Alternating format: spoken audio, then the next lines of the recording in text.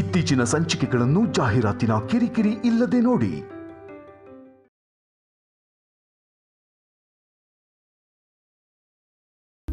ನನ್ನ ಪ್ರೀತಿ ಪ್ರೇಮ ಎಲ್ಲಾನು ನಿಂಗೇನೆ. ನನ್ನ ಅರ್ಧಾಂಗಿ ನೀನೇ ಅಲ್ವಾ? ನಂಗೆ ಗೊತ್ತು ಪತ್ತಿರಾಯ್ರೆ, ಆದರೆ ನಮ್ಮ ಹೆಣ್ಮಕ್ಳು ಬುದ್ಧಿ ನೋಡಿ, ನೀವು ಲವ್ ಲೆಟರ್ಸ್ ಮುಚ್ಚಿಟ್ಟಿದ್ ನೋಡಿ ಸ್ವಲ್ಪ ಭಯ ಆಯ್ತಷ್ಟೆ.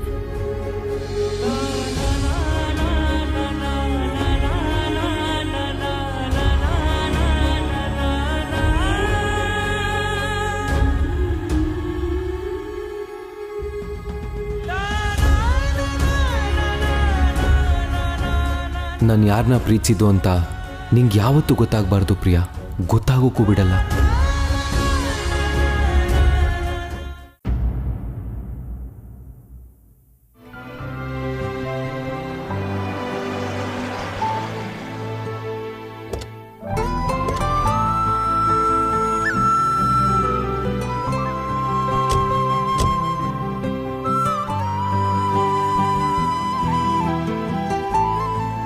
ಏನಾಯ್ತು ದೊಡ್ಡತ್ತೆ?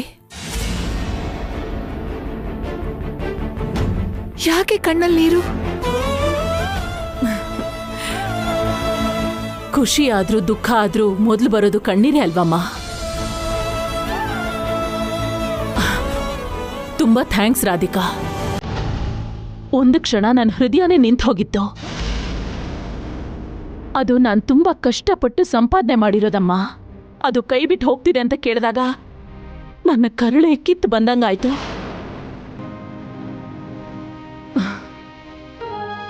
ಆದ್ರೆ ನೀನು ಸಮಯಕ್ಕೆ ಸರಿಯಾಗಿ ಅಲ್ಲಿಗೆ ಬಂದು ಆ ಹೊಲ ಕೈ ಬಿಟ್ಟು ಹೋಗದೆ ಇರೋ ತರ ನೋಡ್ಕೊಂಡೆ. ದೊಡ್ಡ ಸಹಾಯ ಮಾಡಿದೆ. ಈ ಜನ್ಮದಲ್ಲಿ ನೀನ್ ಋಣ ಮರೆಯಲ್ಲ. ಅಯ್ಯೋ, ಯಾಕಂತ ದೊಡ್ಡ ಮಾತಾಡ್ತೀರಾ ದೊಡ್ಡತ್ತೆ? ನಿಮ್ಮ ಮನೆ ಸೊಸೆಯಾಗಿ ಇದು ನನ್ನ ಕರ್ತವ್ಯ. ಕಷ್ಟಪಟ್ಟು ಸಂಪಾದಿಸಿರೋ ಹೊಲ ಅಂತ ನೀವೇ ಹೇಳಿದ್ರಲ್ಲ. ನಿಯತ್ತಾಗಿ ದುಡ್ದಿರೋ ಆಸ್ತಿ ಎಲ್ಲೂ ಹೋಗಲ್ಲ. ಒಂದ್ ವೇಳೆ ಹೋದ್ರೂ ಕೂಡ ಅದನ್ನ ತಗೊಂಡವ್ರಂತೂ ಚೆನ್ನಾಗಿರಲ್ಲ. ನಿಮ್ ಮಾತು ಕೇಳಿ ನಂಗೇನೋ ಅನುಮಾನ ಬಂದು ನಾನು ಆ ಲಾಯರ್ನ ಕರ್ಕೊಂಡು ಅಲ್ಲಿಗೆ ಬಂದೆ. ದೊಡ್ಡತ್ತೆ, ನೀವ್ ಕಷ್ಟದಲ್ಲಿದ್ದಾಗ ನಾನು ಹೇಗ್ ನೋಡ್ಕೊಂಡು ಸುಮ್ಮನೆ ಇರ್ಲಿ? ಬನ್ನಿ ದೊಡ್ಡತ್ತೆ. ನಿಂತ್ಕೋ ರಾಧಿಕಾ.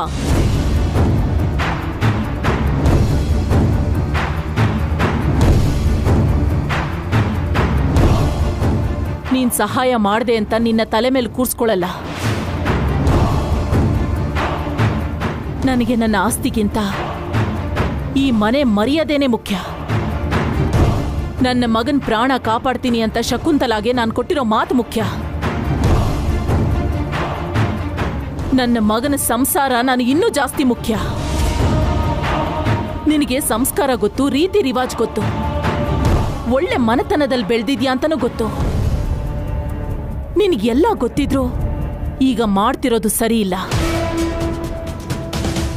ಹೇಳ್ಕೊಂಡ್ರೆ ನಿನ್ನ ಮನಸ್ಸಿನ ಭಾರ ಕಮ್ಮಿ ಆಗತ್ತೆ. ನೀನ್ ಯಾಕೆ ನನ್ನ ಮಗನ್ನ ದೂರ ಇಟ್ಟಿದ್ಯಾ? ಆ ಡಿವೋರ್ಸ್ ನೋಟಿಸ್ ಯಾಕೆ ಕಳ್ಸಿದ್ಯಾ? ನಿನ್ನ ಮನಸ್ಸಲ್ಲಿ ಏನಿದೆ ಅಂತ ನನ್ನ ಹತ್ರ ಹೇಳು. ನಾನ್ ನಿನಗೆ ಸಹಾಯ ಮಾಡ್ತೀನಿ. ರಾಧಿಕಾ, ನನ್ನ ಪ್ರಶ್ನೆಗೆ ಉತ್ತರ ಕೊಡದೆ ನಿಂತಿದ್ಯಾ ಅಂದ್ರೆ ನೀನು ತಪ್ಪು ಮಾಡಿದ್ಯಾ ಅಂತ ಅರ್ಥ. ಆ ತಪ್ಪು ನಿನ್ನ ಜೀವನದ ಮೇಲೆ ಎಷ್ಟು ಪ್ರಭಾವ ಬೀರುತ್ತೆ ಅಂತ ನನಗೆ ಗೊತ್ತಿಲ್ಲ. ಅದ್ ನನಗೆ ಬೇಕಾಗೂ ಇಲ್ಲ. ಆದ್ರೆ ನನ್ನ ವಿಷಯದಲ್ಲಾಗ್ಲಿ ನನ್ನ ಮಗನ ವಿಷಯದಲ್ಲಾಗ್ಲಿ ಅದು ತುಂಬಾ ತೊಡಕುಂಟು ಮಾಡುತ್ತೆ. ಯಾವ ಕಡೆಯಿಂದ ನೋಡಿದ್ರು ನಿನ್ನ ಮೌನ ನನ್ನಲ್ಲಿ ಅನುಮಾನ ಹುಟ್ಟಿಸುತ್ತೆ. ಕಾರಣ ಗೊತ್ತಿಲ್ಲದೆ ಇದ್ರು ನೀನು ನನ್ನ ಮಗನಿಂದ ದೂರ ಹೋಗಕ್ಕೆ ನೋಡ್ತಿದ್ಯಾ ಅಂತ ದೃಢವಾಗಿ ಅನ್ನಿಸ್ತಿದೆ. ನನ್ನ ಅನುಮಾನ ಬಗೆ ಹರಿಬೇಕು ಅಂದ್ರೆ ನೀನ್ ಮಾತಾಡ್ಲೇಬೇಕು. ಇಲ್ಲ ಅಂದ್ರೆ ನಿನ್ನ ವಿಷಯದಲ್ಲಿ ನಾನೊಂದು ನಿರ್ಧಾರಕ್ಕೆ ಬರ್ಬೇಕಾಗತ್ತೆ. ನೋಡು, ನಿನಗೆ 3 ತಿಂಗಳು ಟೈಮ್ ಕೊಡ್ತೀನಿ. ಅಷ್ಟರಲ್ಲಿ ನೀನು ಗರ್ಭವತಿ ಆಗ್ಲೇಬೇಕು. ಇಲ್ಲ ಅಂದ್ರೆ ನಿನಗ್ ಬೇಕಾಗಿರೋ ಡಿವೋರ್ಸ್ನ ನಾನೇ ಕೈಲಾಶ್ ಕೈಲಿ ಕೊಡಿಸ್ತೀನಿ. ಅವನ್ಗೆ ಇನ್ನೊಂದು ಮದುವೆ ಮಾಡ್ತೀನಿ.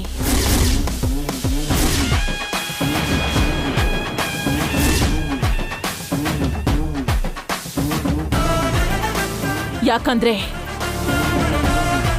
ನನಗೆ ನಮ್ಮ ವಂಶದ ಅಭಿವೃದ್ಧಿ ಮುಖ್ಯ. ನನ್ನ ಮಗನ ಸಂತೋಷ ಮುಖ್ಯ. ಅದಕ್ಕೋಸ್ಕರ ನಾನು ಏನ್ ಬೇಕಾದ್ರೂ ಮಾಡ್ತೀನಿ. ಇದೇ ಕೊನೆ ಸಲ ನಿನ್ನ ಹತ್ರ ಆ ವಿಷಯದ ಬಗ್ಗೆ ಮಾತಾಡೋದು. ನಾಳೆ ದಿನ ನನ್ನ ನಿರ್ಧಾರ ಬದಲಾದ್ರೆ ನನ್ನ ಮೇಲೆ ತಪ್ಪನ್ನ ಹೊರಿಸ್ಬೇಡ ನೀನು.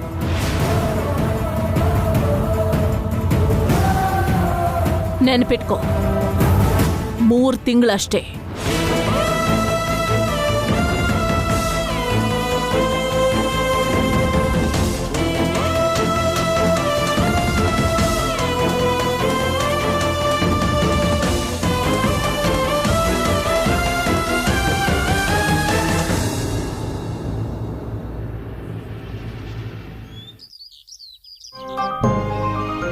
ಅರ್ಜೆಂಟಾಗಿ ಸ್ವಲ್ಪ ಹಣ ಬೇಕಾಗಿತ್ತು. ನಿಮಗೆ ಗೊತ್ತೇ ಇದೆಯಲ್ಲ, ಕನ್ಸ್ಟ್ರಕ್ಷನ್ ಮಾಡಿಸ್ಬೇಕು, ನನ್ನ ಮಗನಿಗೆ ಆಸ್ಪತ್ರೆ ಕಟ್ಸ್ಬೇಕು ಅಂತಿದ್ದೀನಿ. ತುಂಬ ದಿನದ ಆಸೆ ಅದು. ಅದಕ್ಕೆ ಈ ಲ್ಯಾಂಡ್ ಮಾರಬೇಕು ಅಂತಿದ್ದೀನಿ. ನಾನು ನನ್ನ ಹೆಂಡತಿ ಇಬ್ಬರು ಸೈನ್ ಮಾಡ್ತೀವಿ. Any time.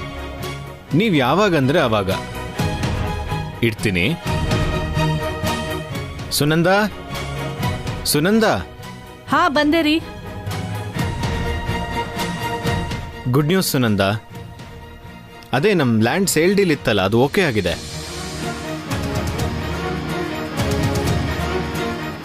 ನಾವಿಬ್ರು ಸೈನ್ ಮಾಡಿದ್ರೆ ನಮ್ಮ ಮಗನ ಹಾಸ್ಪಿಟಲ್ ವರ್ಕ್ ಇಮಿಡಿಯೇಟ್ ಆಗಿ ಸ್ಟಾರ್ಟ್ ಆಗುತ್ತೆ. ನಮ್ಮ ಮಗ ಅಂತ ಹೇಳ್ಬೇಡಿ, ನಿಮ್ಮ ಮಗ ಅಂತ ಹೇಳಿ.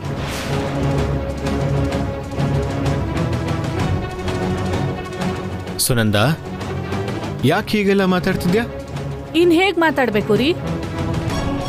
ನಮ್ ಮದ್ವೆ ಆದಾಗಿಂದ ಅಮರ್ ನನ್ನ ಅಮ್ಮ ಅಂತ ಕರ್ದೇ ಇಲ್ಲ. ಕೊನೆದಾಗಿ ಒಂದ್ ಮನುಷ್ಯನ್ ತರನೂ ನನ್ನ ನೋಡಿಲ್ಲ. ಸ್ವಂತ ಅಪ್ಪ ನಾನು. ನನಗೆ ಇದುವರೆಗೂ ಆ ಥರ ಗೌರವ ಏನು ಕೊಟ್ಟಿಲ್ಲ.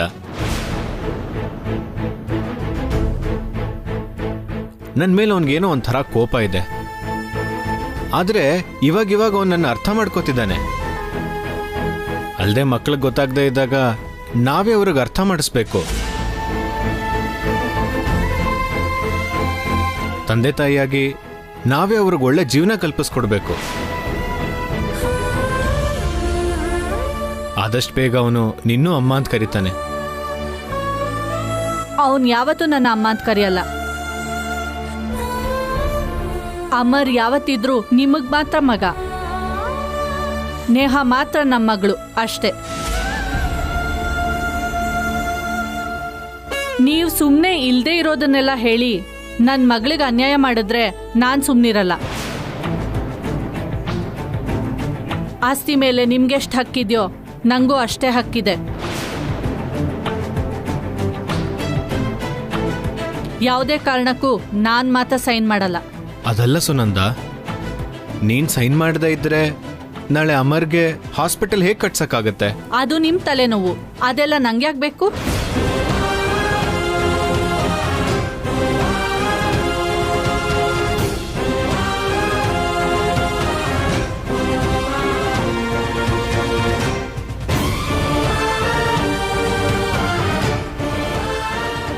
ಅತ್ತೆ ಹೇಳುದ್ರಲ್ಲೂ ಅರ್ಥ ಇದೆ. ಪತಿರಾಯರು ಅಮ್ಮ ಅಂತ ಕರೆದ್ರೆ ತಾನೆ ಅವರು ಇವ್ರನ್ನ ಮಗನ್ ಥರ ನೋಡ್ಕೊಳ್ಳೋದು. ಇದನ್ನ ಹೀಗೆ ಬಿಡಬಾರ್ದು. ಈ ಪ್ರಿಯಾ ತಾಯಿನ ಮಗನ ಒಂದ್ ಮಾಡ್ತಾಳೆ.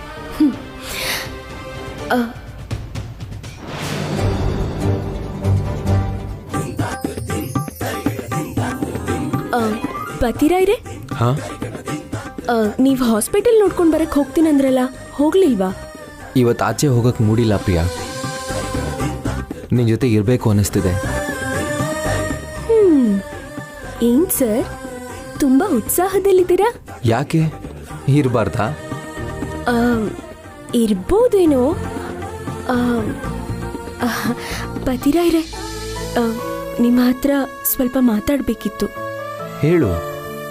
ನೀವು ತುಂಬ ವರ್ಷಗಳಾದ್ಮೇಲೆ ನಿಮ್ಮ ತಂದೆ ಪ್ರೀತಿನ ರಿಸೀವ್ ಮಾಡ್ಕೊಂಡಿದ್ದೀರಾ? ಮಾವ ಈಗ ತುಂಬ ಖುಷಿಯಾಗಿದ್ದಾರೆ. ಆದ್ರೆ ಚಿಕ್ಕಮ್ಮ ಅಂತ ಕರೀತಿದ್ದೀರಾ? ಅತ್ತೆ ತುಂಬ ಬೇಜಾರು ಮಾಡ್ಕೊಂಡಿದ್ದಾರೆ. ಅವ್ರನ್ನ ಕೂಡ ಅಮ್ಮ ಅಂತ ಕರೆದ್ರೆ ಅತ್ತೆ ಕೂಡ ತುಂಬಾ ಸಂತೋಷ ಪಡ್ತಾರೆ.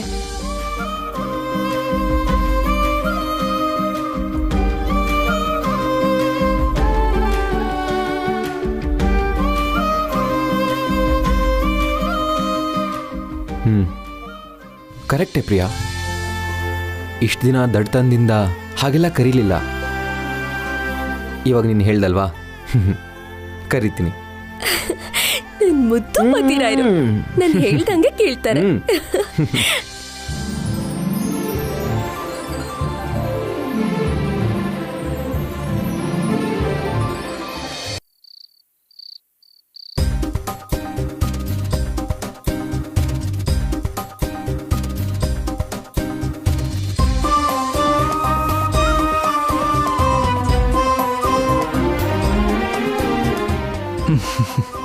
ಡಾಕ್ಟ್ರು ಇಷ್ಟು ಅಂದವಾಗಿದ್ರೆ ಪೇಷಂಟ್ಸು ಹುಷಾರಾದರೂ ಹಾಸ್ಪಿಟಲ್ ಬಿಟ್ಟು ಹೋಗಲ್ಲ.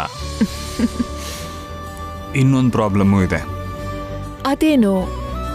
ಇಷ್ಟು ಮುದ್ದಾಗಿರೋ ಡಾಕ್ಟ್ರು ಹೆಂಡತಿಯಾಗಿದ್ರೆ ಗಂಡನು ಆಫೀಸು ಕೆಲಸ ಎಲ್ಲ ಬಿಟ್ಟು ತಲೆನೋವು ಕಾಲು ನೋವು ಅಂತ ಮನೇಲೇ ಹಾಸ್ಪಿಟಲ್ ಓಪನ್ ಮಾಡ್ತಾನೆ ಹೊರತು ಹೊರಗಂತೂ ಹೋಗಲ್ಲ. ಹೌದಾ? ನೋವು ಅಂತ ಬಂದಾಗೆಲ್ಲ ನನ್ ಗಂಡಂಗೆ ಈ ಡಾಕ್ಟರ್ ಹೆಂಡತಿ ಒಂದು ಸೂಜಿ ಚುಚ್ಚಿದ್ರೆ ಆ ನೋವು ಮುಂದೆ ಇನ್ಯಾವ ನೋವು ಗೊತ್ತಾಗಲ್ಲ. ತಪ್ಪು ನಿಂದೆ. ಯಾಕೆ ಇಷ್ಟು ಅಂದವಾಗಿದ್ಯಾ ನೀನು? ಹೆಂಡತಿ ಸುಂದರವಾಗಿದ್ರು ಮುಂದೆ ನಿಂತ್ಕೊಂಡ್ ಕತೆಗಳು ಹೇಳೋ ಗಂಡನ್ನ ಇವತ್ತೇ ನೋಡ್ತಿರೋದು. ಹೌದಾ?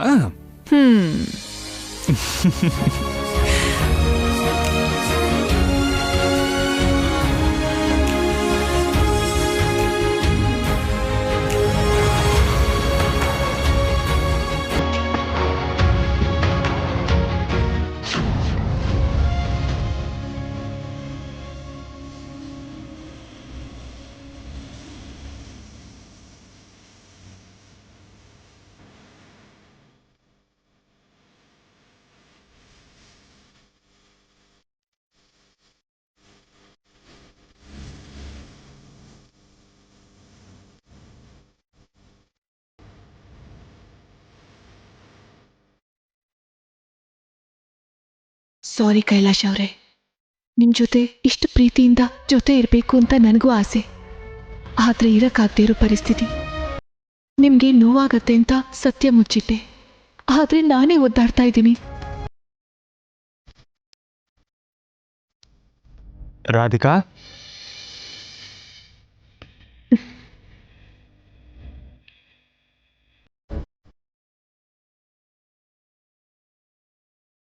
ನೀನು ಡಾಕ್ಟರ್ ಆಗೋ ಎಲ್ಲ ಅರ್ಹತೆ ಪಡ್ಕೊಂಡು ಜನರಿಗೆ ಜೀವದಾನ ಮಾಡೋ ಅವಕಾಶ ನಿನಗೆ ಸಿಕ್ಕಿರೋದಕ್ಕೆ ನಿಂಗೊಂದು ಚಿಕ್ಕ ಗಿಫ್ಟು. ಗಿಫ್ಟಾ? Thank you so much. You are most welcome. Open ಮಾಡು.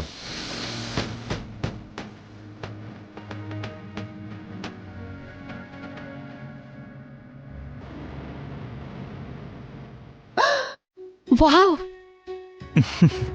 Really it's a surprise. ಇಷ್ಟ ಆಯ್ತಾ?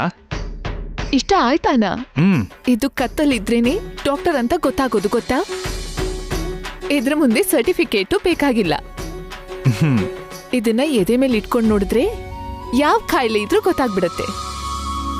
ಉಸಿರಾಟ ಸರಿಯಾಗಿದ್ಯಾ ಇಲ್ವಾ, ಲಂಗ್ಸ್ ಅಲ್ಲಿ ಏನಾದ್ರೂ ಪ್ರಾಬ್ಲಮ್ ಇದೆಯಾ, ಉಸಿರು ಎಳ್ಕೊಳ್ಳುವಾಗ ಏನಾದ್ರೂ ತೊಂದರೆ ಆಗ್ತಿದ್ಯಾ, ಎಲ್ಲ ಇದ್ರಲ್ಲೇ ಗೊತ್ತಾಗ್ಬಿಡತ್ತೆ.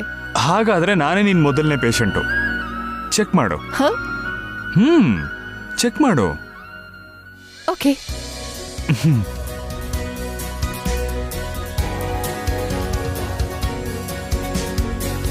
ಹೇ, ಒಂದ್ ನಿಮಿಷ. ನಂಗೊಂದು ಪ್ರಾಬ್ಲಮ್ ಇದೆ, ಅದೇನಂತ ನೀನ್ ಕಂಡುಹಿಡಿಬೇಕು. ನಿಮ್ಗೆ ಪ್ರಾಬ್ಲಮ್ಮಾ? ಇದೆ. ಅದೇನು ನನಗೆ ಗೊತ್ತು. ಅದನ್ನ ನೀನ್ ಕಂಡುಹಿಡಿತೀಯ ಇಲ್ವಾ ಅಂತ ನಾನು ನಿನ್ನ ಟೆಸ್ಟ್ ಮಾಡ್ತೀನಿ. ವಿಚಿತ್ರವಾಗಿದೆಯಲ್ಲ. ಟೆಸ್ಟ್ ಮಾಡೋ ಡಾಕ್ಟರ್ಗೆ ಟೆಸ್ಟ್ ಮಾಡ್ತೀರಾ? ಓಕೆ.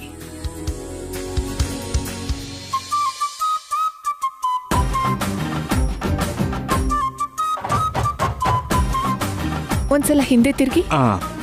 ಸ್ವಲ್ಪ ಜೋರಾಗಿ ಉಸಿರು ತಗೊಳ್ಳಿ.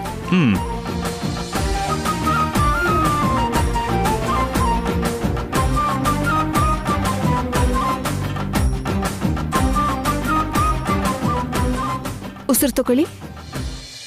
ಸಾಕ್, ನಿಲ್ಸಿ.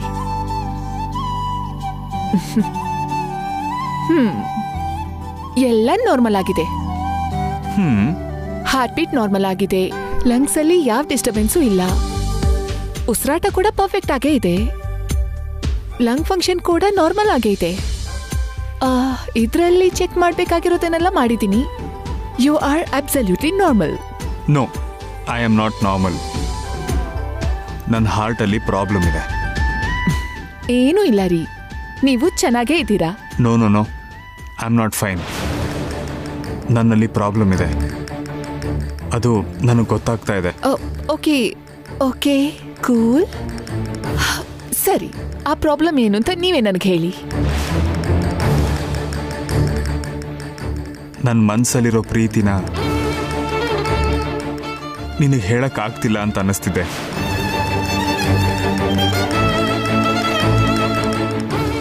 ನನ್ನ ಹೃದಯ ರಾಧಿಕಾ ರಾಧಿಕಾ ಅಂತ ಹುಡ್ಕೋತಾ ಇದೆ.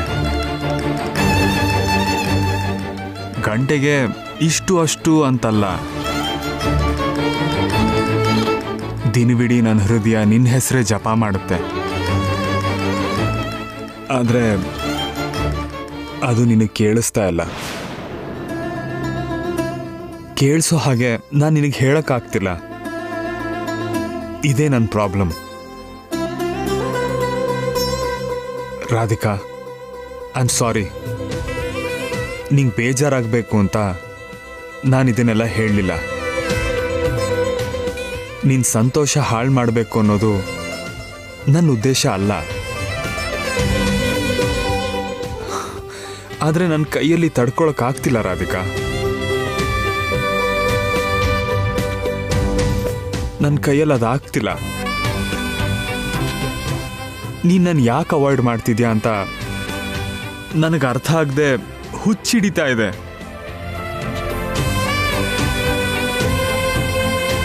ಆಸ್ ಅ ಡಾಕ್ಟರ್ ನನ್ನ ಪ್ರಾಬ್ಲಮ್ ನೀನೇ ಅರ್ಥ ಮಾಡಿಕೊಂಡು ಸರಿ ಮಾಡಬೇಕು. ಗಂಡನಾಗಿ ನಾನೇನು ತಪ್ಪು ಮಾಡಿದ್ದೀನಿ ಅಂತ ನಂಗೆ ಗೊತ್ತಾಗ್ತಿಲ್ಲ ರಾಧಿಕಾ.